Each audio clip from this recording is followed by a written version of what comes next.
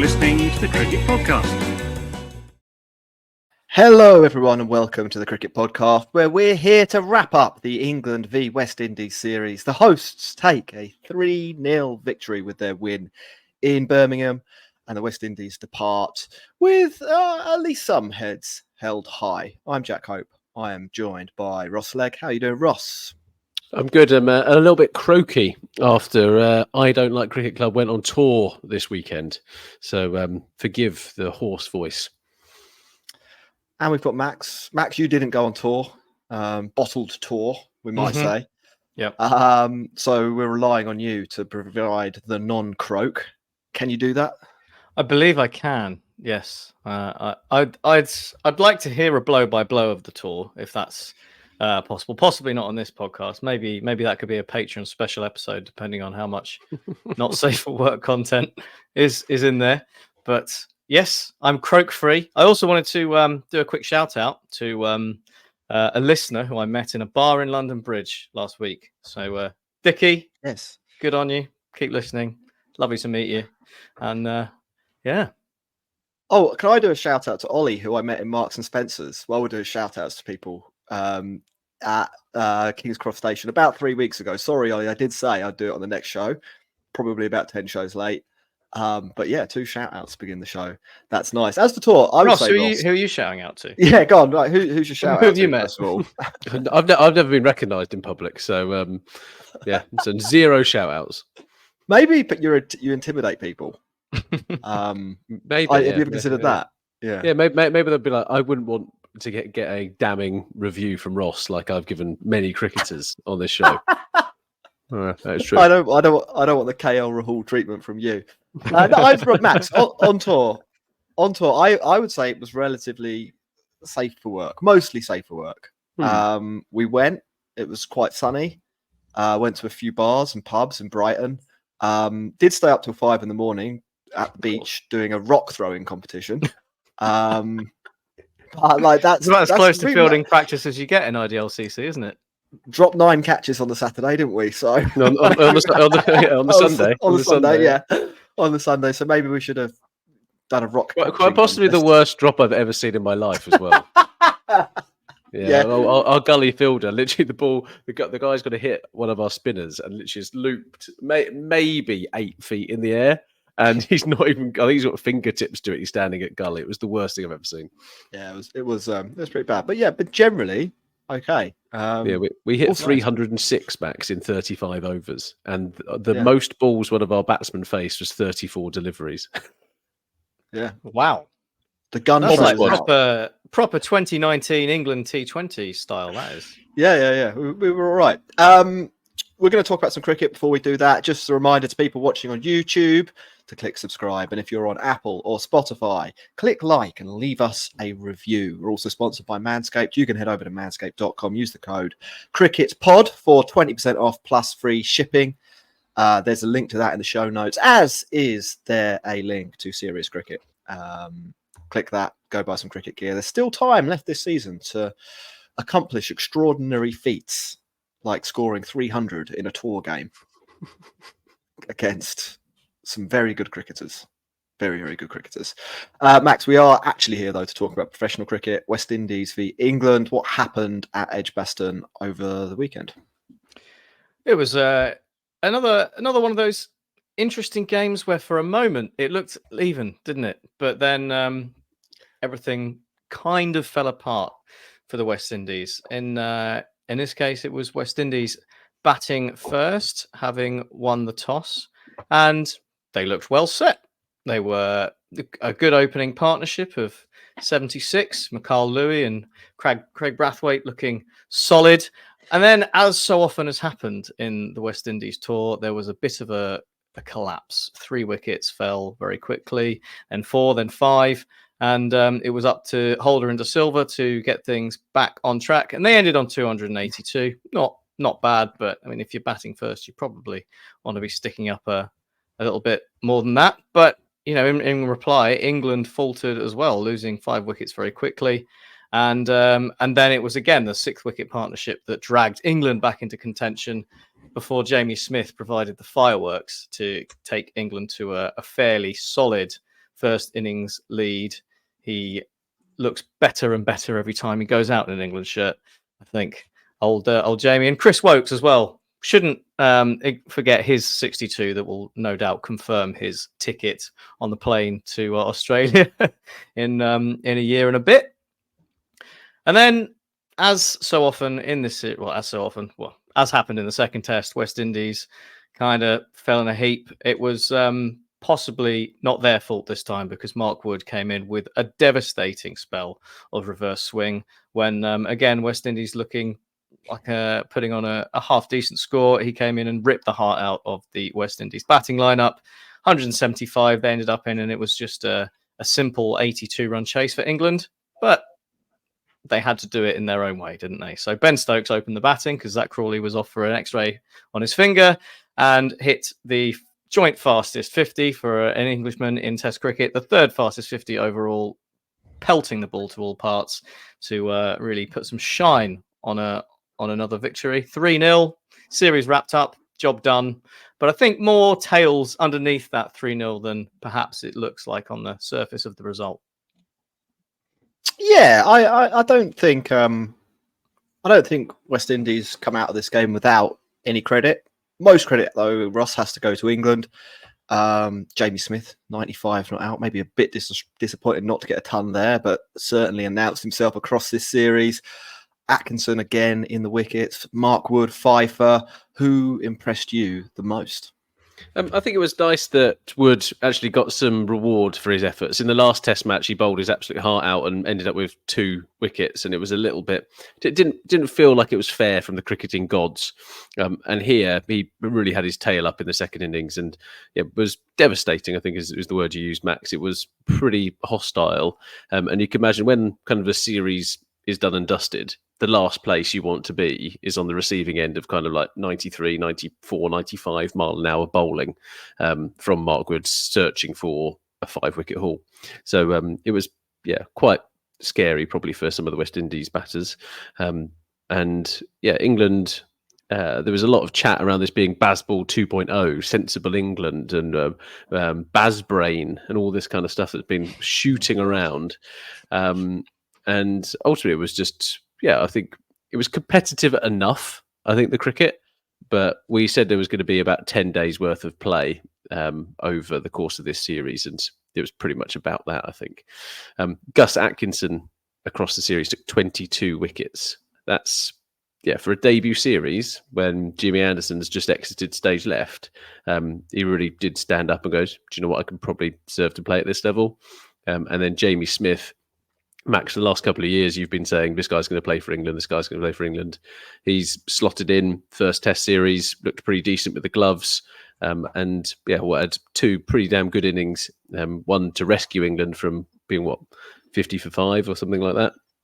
So overall, some real positives for England across this series. And you look back on it and be like, West Indies probably had a sniff in a couple of those Test matches, but just never really had the resilience to go for a full Test match. Max, in one of the post-match interviews, Ben Stokes said that the reason Mark Wood bowled so well and got the ball to reverse so much was because Shoaib Bashir got hit for a massive 6 by Mikhail Louis, and it landed on the rough side of the ball, dented the ball, and it meant the ball started going all over the place. Yeah. Is that a tactic that they can reproduce in 18 months' time in Perth? Oh, big time. I think there's possibly even more of the opportunity for that to happen in Australia. I think, you look at the size of 6 Mikhail Louis hit off Shoaib Bashir. Think about what some of those Aussies might do to Shoaib Bashir bowling off spin, especially if it's on a first innings, right? I mean, this was a second innings, so the pitch is a bit rougher and Shoaib Bashir's coming into the game more. But maybe it's something they should employ a bit more. First up, if Australia are looking pretty solid, 250 for none in the first innings, get Shoaib Bashir on, see what areas of the ground are most concretey, and try and bowl not to your field, but to the most barren areas of the stadium that are most likely to scrape the ball up. And then you've got Mark Wood waiting in the wings to come and take advantage of it. It's I think it's a sound tactic. I like it. It's very Bazbrain. How do you stop it happening twice? So first time, so it goes on gets lands on hit. the other side. Yeah, so how do you quickly turn the concrete into a soft surface? So as if 1-6 gets hit, I know and then you're another thinking one. about this. You're thinking about this all wrong, Oh. Ross. You just pull a Gulbadine Naib.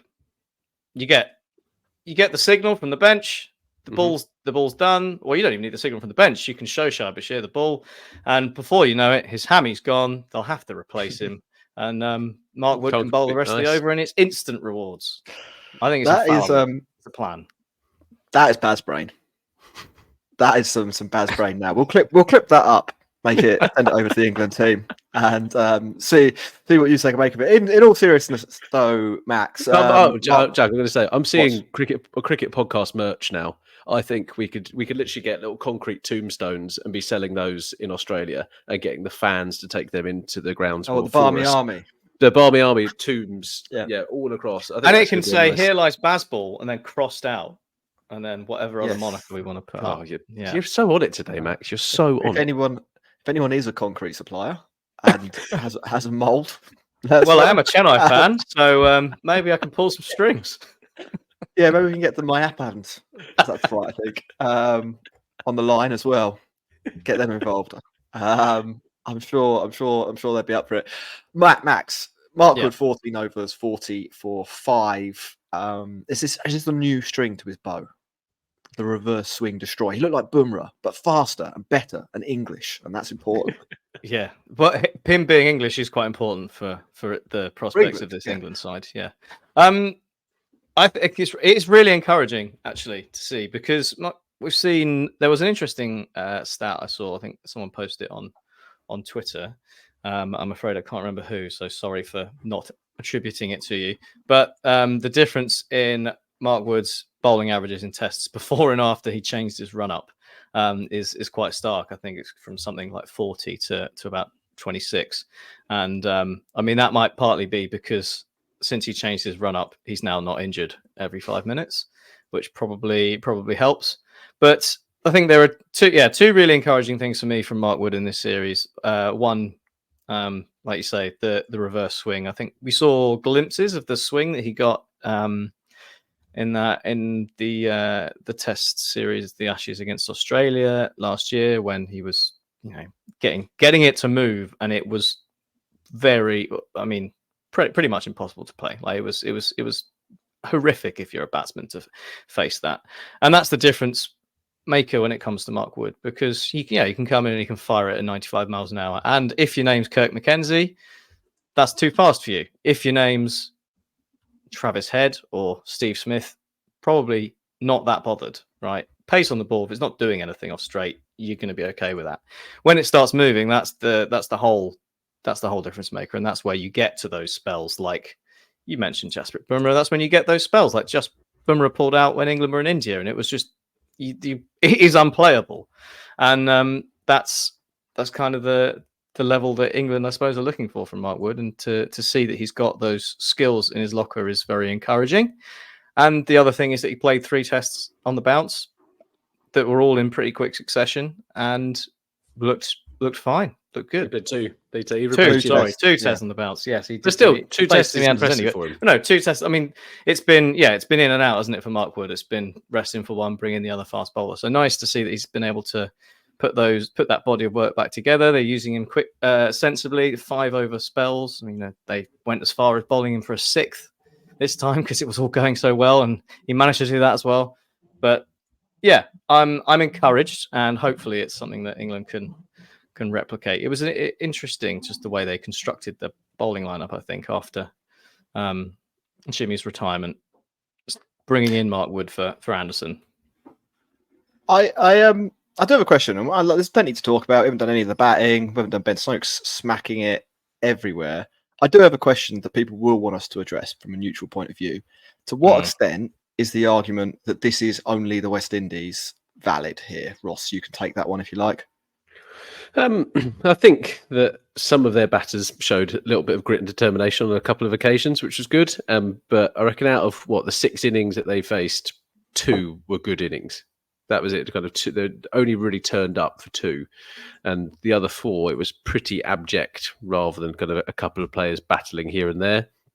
I think there were some glimpses for the West Indies, and when it was kind of flat decks, they knew kind of how to navigate them. And people like was it Cavum Hodge who ended up with a fair amount of runs. I thought Louis looked quite good opening the batting. Brathwaite always is gritty and determined and likes to hit a few runs against England.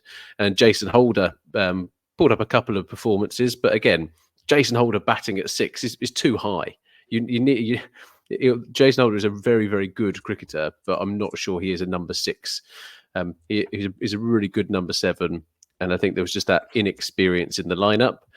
They obviously had a couple of injuries going into this Test series, and when they play against South Africa next, they'll see a couple other people come into the side. But yeah, there was one of their players hit about 33 runs. Who's bats number 3? Mackenzie. Mackenzie. Yeah, he was. Yeah, I mean, I could have hit 33 runs against England at that rate. Bold claim, but I reckon.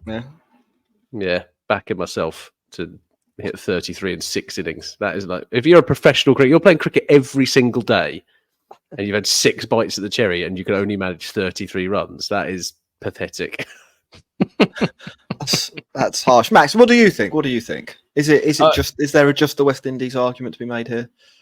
I mean, there is, isn't there? It's hard to shy away from it because it's. We spoke about it before the series started. It's not a good batting lineup. I don't think it's certainly not an experienced one, but I think they acquitted themselves reasonably well. And the old saying goes, you can only beat what's in front of you, right? I mean, if we're sat here and the West Indies had scored 300 in every innings, would we be saying that actually this West Indies lineup looks decent? So you can't necessarily, I suppose, mark the West Indies just based on what England have done with their bowling. The nature of it, though, wasn't it, Max? They folded like a pack of cards. They did. They did 3 or 4 occasions. They did at times. That's absolutely true, and that's why you can't necessarily read too much of it. It's not the same as England coming up and bowling against India or against Australia or even New Zealand, but they still have to take the wickets and they still have to do the right things. And I think some of the spells that we saw from Atkinson and Wood would have caused anyone trouble. I think Atkinson at Lords, he bowled perfectly for those conditions, and the West Indies were all at sea and didn't know what to do. And that obviously put a gloss on Atkinson's figures in that game. But you can't take away from the fact that Gus Atkinson bowled, pretty much as well as you'd want anyone to in those conditions. And similar with Mark Wood, he was bowling at people and he was probably bowling too fast for all of them. And he took the 5 wickets of after Cavum Hodge, mainly the lower order. But that's exactly what you want him in there to do. You want him bowling really fast, reverse swing, taking wickets cheaply, and finishing innings off, because that's part of the role at that stage of the innings. So it's obviously a fair point to make that the West Indies batting lineup isn't top of the class when it comes to international cricket, but you can't use that to judge how England would go against anyone else. And they bowled well, and you should give them credit for that. I think they've done a good job.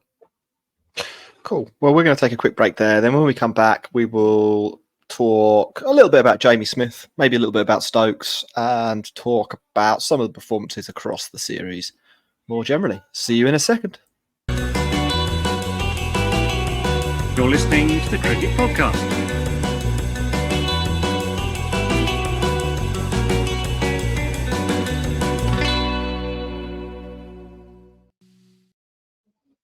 Welcome back, everyone, to the Cricket Podcast, where we're talking England v West Indies. We should say as well, the 100 is underway, and we'll do a podcast catching up on that. It won't really be a preview, will it? Because it will be about halfway through by the time we start talking about it.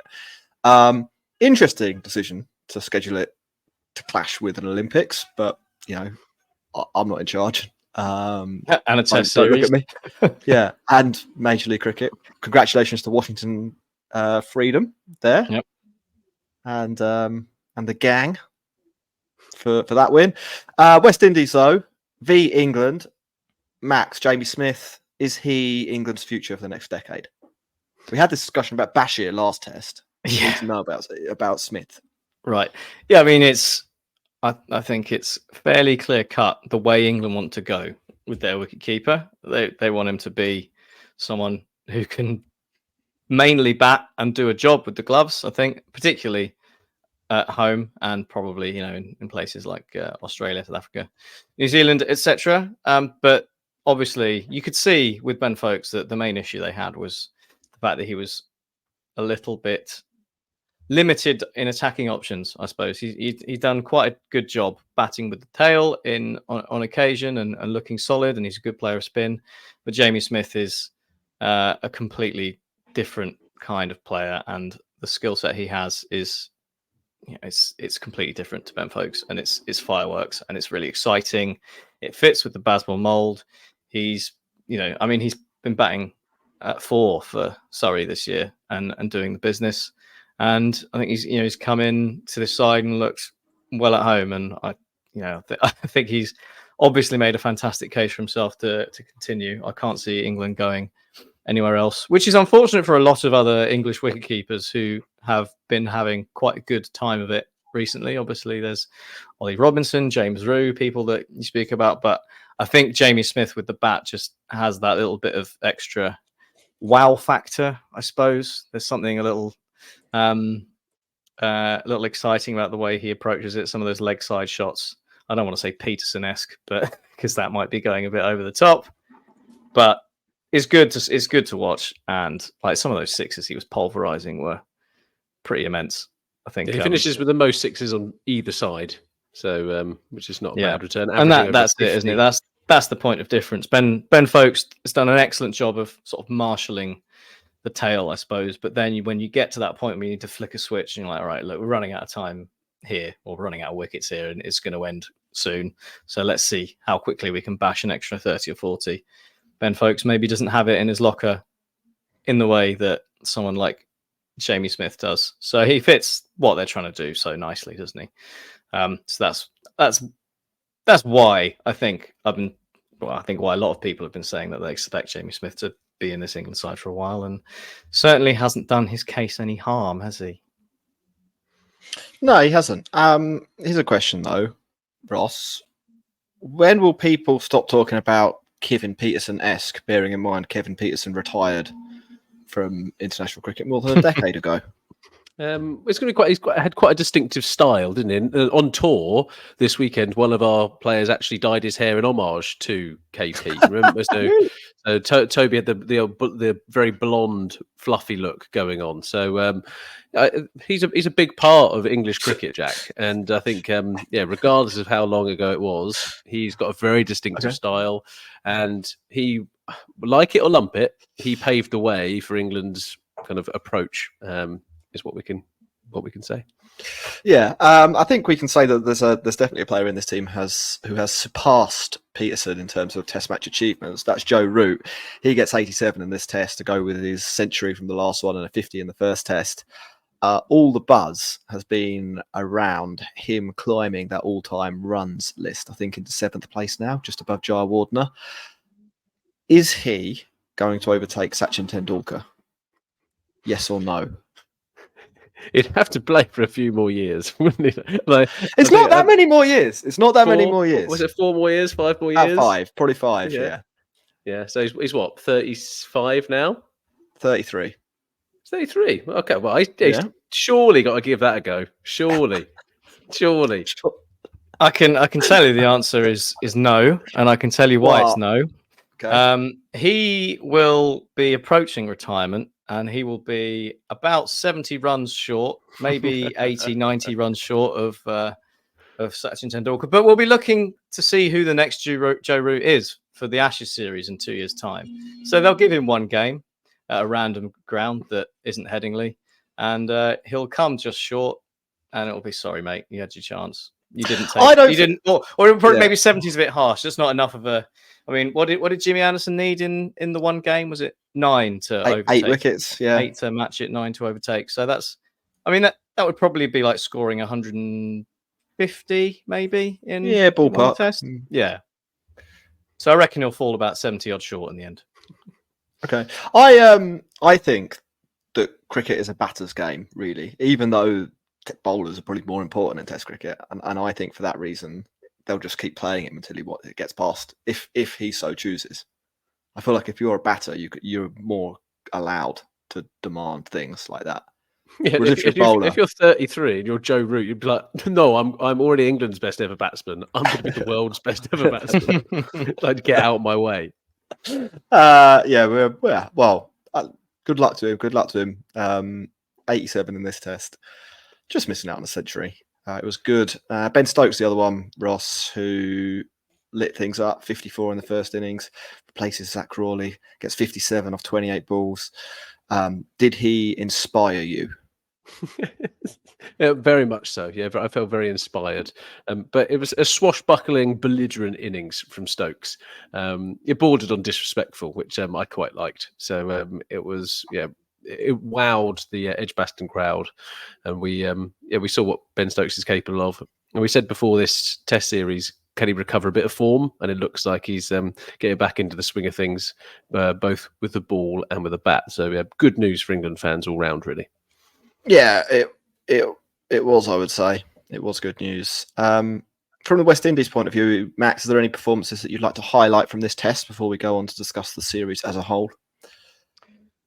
I think Ross mentioned before. I think McCall Lewis looked pretty decent in this series and did so in this game, and same with Kevin Hodge. They both scored 50s. But I mean, it's the bowling attack really that I think for West Indies that we expected to do quite well and has been quite good. Jaden Seals picked up a few wickets again. I think probably more over the series would be a better way to look at this West Indies side. I think they were, a few of them did some decent work, decent bits in this test. No one stood out in particular, I wouldn't say, but in the series as a whole, I think there's been some nice, positive signs for the West Indies despite the result. There's been some individuals who look like they've got a good place in this side. Yeah, Josh De Silva, couple of innings here and there, kind of raging against the light, wasn't he? Yeah, England destroyer.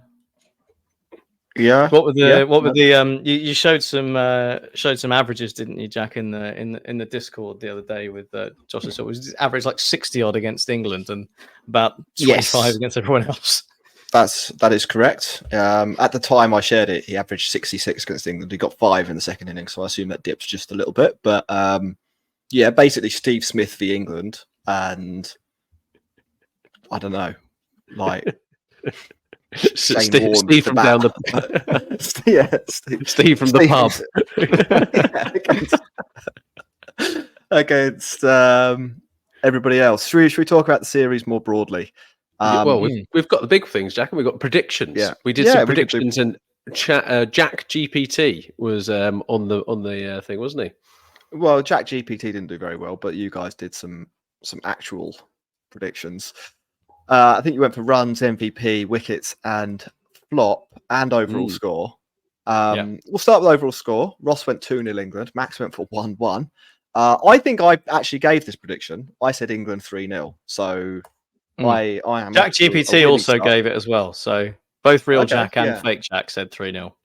Okay. In that particular case, Jack GPT did okay. In every other particular case, not so much, I would say.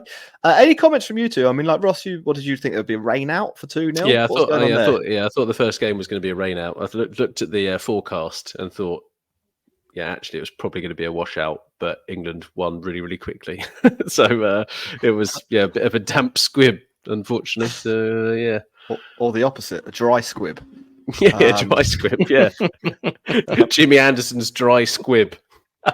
That's the Wisden Almanac will say next year. You went for 1-1, and historically, I don't think that was a bad guess because England v West Indies is until this series was very, very tight over the last 20 years. I think England were 1 test win ahead. Obviously, factoring in West Indies being quite good at home during that time, but West Indies generally don't get flattened by England. 1-1 though. Interesting. Talk us through it, and do you regret that decision in hindsight?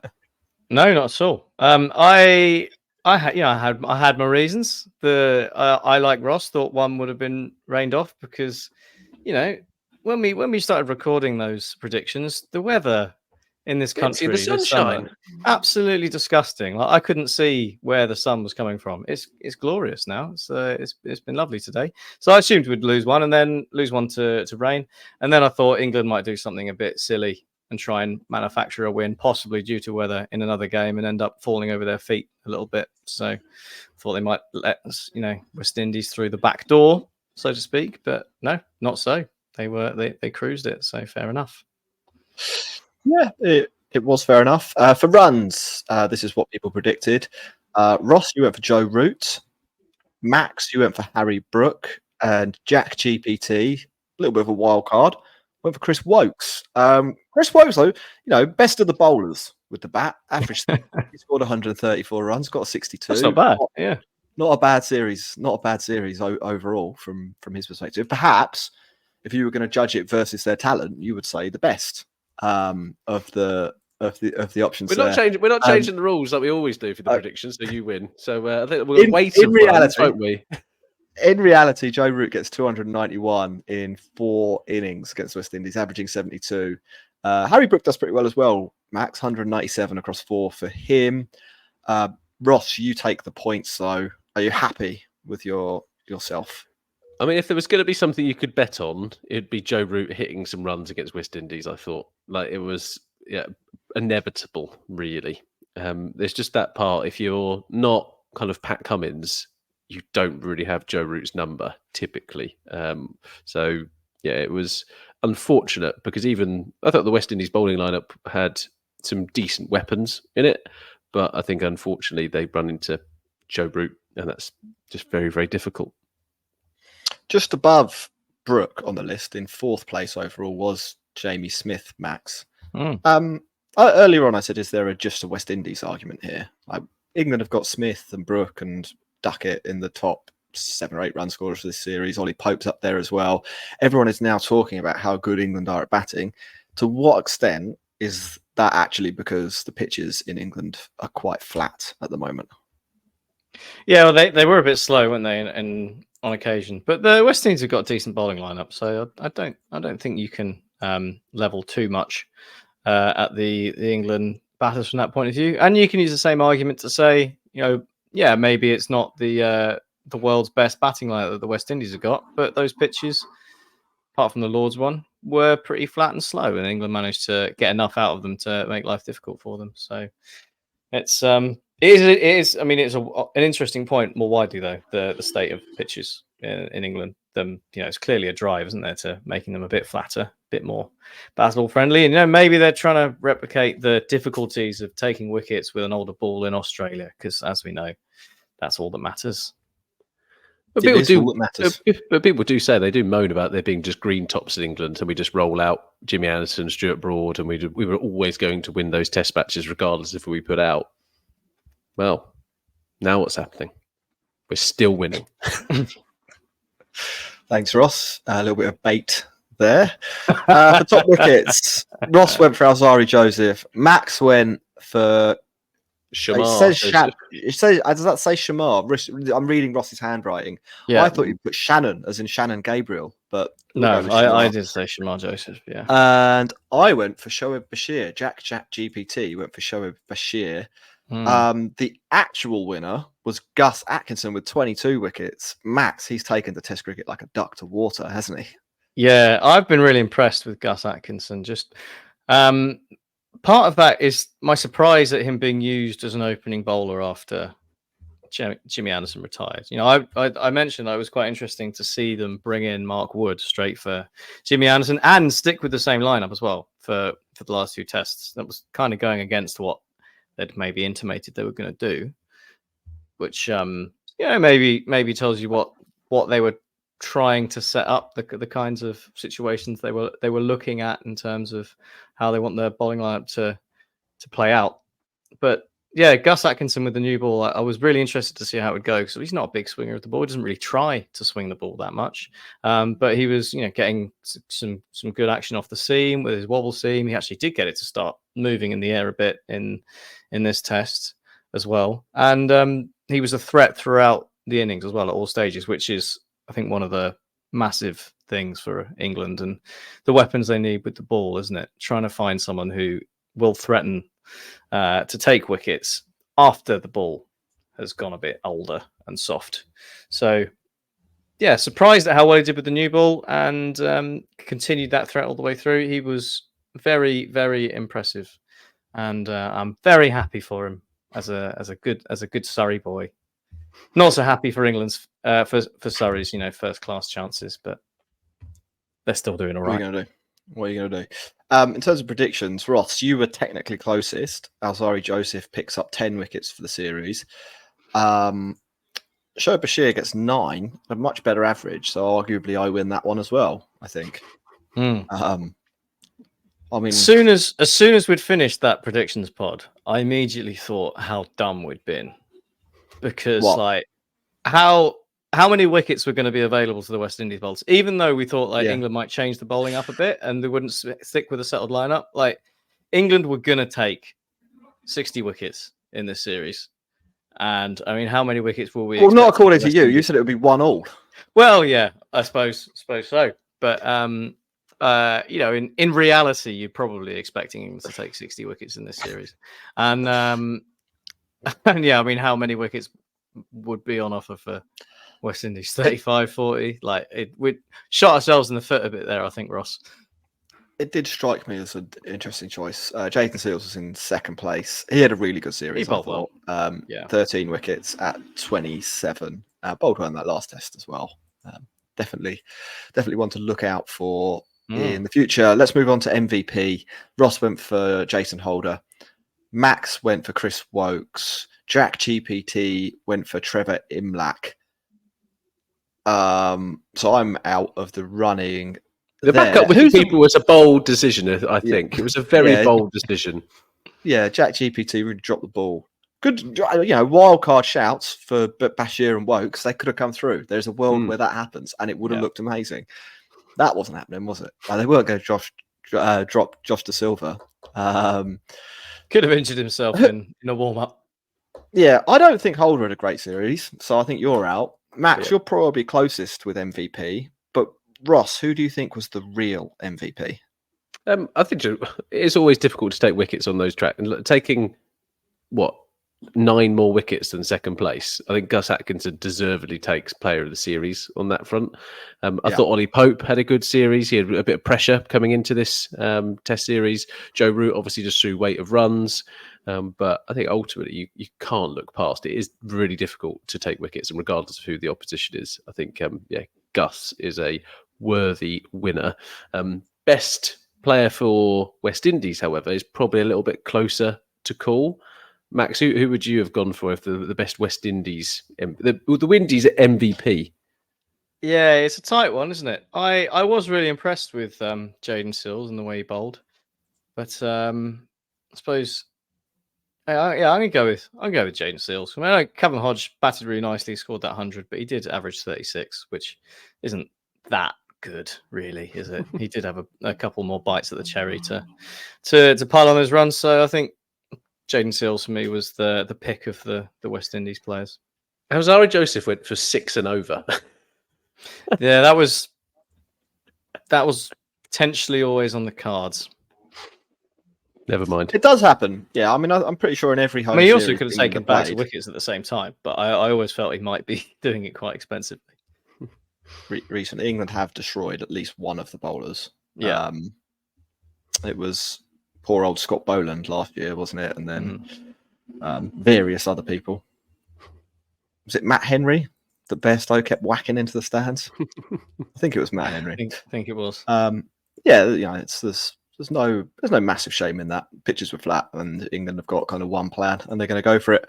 Final category was flop. The options or the picks were Ross, you went for Duckett. Max, you went for Ollie Pope again. Really got a vendetta against Pope. That's the third test series in a row. It was reverse mockers.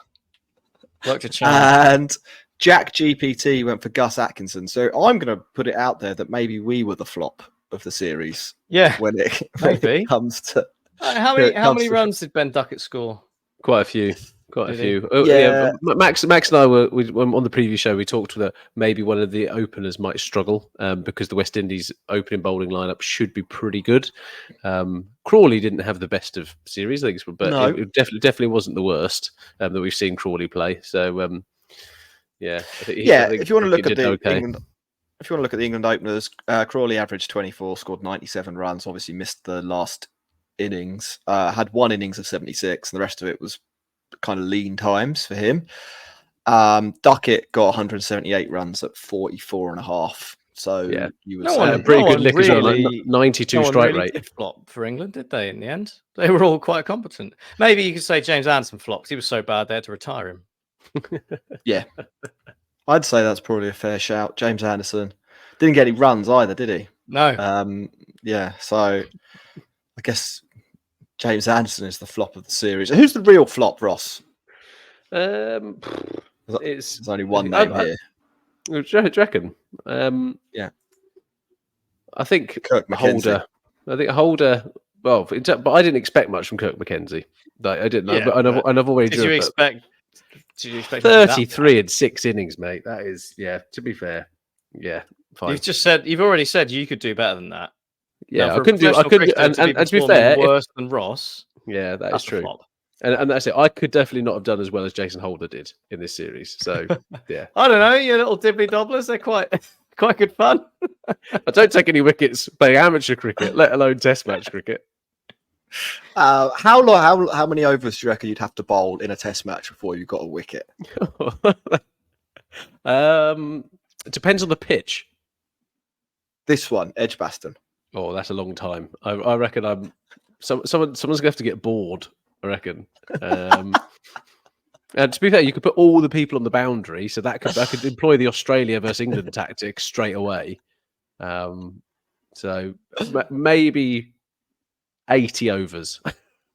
A whole ball, basically. I reckon a whole ball. Yeah. And Isn't are you gonna get that wicket with the new ball or the 79 point? Yeah, it'd be taking. it'd be taking the new ball. Yeah, that's what would happen. Yeah, it would be taking Second that. new ball. Yeah, second new ball very early on. Fair enough. Someone want to let someone else have a go. So a lot of people like hearing about I Don't Like Cricket Club. We've got a player called Luca, and he never bowls. He's never bowled more than 2 overs in his life. And yesterday we made him bowl the Neil Wagner roll. So he bowled 6 overs on the bounce, bowling bounces into the pitch, but bowling about 25 miles an hour with a full leg side field. Did it go well? He literally got a drop. He went for 12 and on over. The boundary. Yeah, 6 overs, 0 for 68. Yeah, it was, one drop. So it almost nearly worked. worked. Yeah, nearly paid dividends, but it didn't. Right, I think that's it. Any final reflections on the series, Max?